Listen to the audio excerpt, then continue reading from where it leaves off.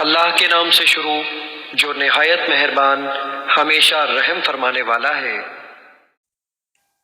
اور بے شک ہم نے تمہیں یعنی تمہاری اصل کو پیدا کیا، پھر تمہاری صورت گری کی یعنی تمہاری زندگی کی کیمیائی اور حیاتیاتی ابتداء اور ارتقاء کے مراحل کو آدم علیہ السلام کے وجود کی تشکیل تک مکمل کیا۔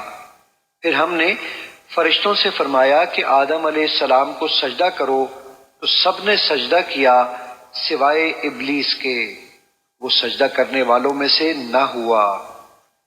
ارشاد ہوا، اے ابلیس، تجھے کس بات نے روکا تھا کہ تو نے سجدہ نہ کیا جبکہ میں نے تجھے حکم دیا تھا؟ اس نے کہا، میں اس سے بہتر ہوں، تو نے مجھے آگ سے پیدا کیا ہے اور اس کو تو نے مٹی سے بنایا ہے۔ ارشاد ہوا، پس تو یہاں سے اتر جا، تجھے کوئی حق نہیں پہنچتا کہ تو یہاں تکبر کرے، پس میری بارگاہ سے نکل جا، بے شک تو ذلیل و خوار لوگوں میں سے ہے۔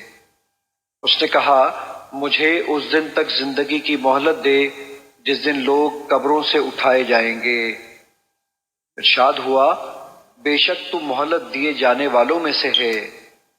اس ابلیس نے کہا، پس اس وجہ سے کہ تو نے مجھے گمراہ کیا ہے، مجھے قسم ہے کہ میں بھی ان افراد بنی آدم کو گمراہ کرنے کے لیے تیری سیدھی راہ پر ضرور بیٹھوں گا تاکہ انہیں راہ حق سے ہٹا دوں۔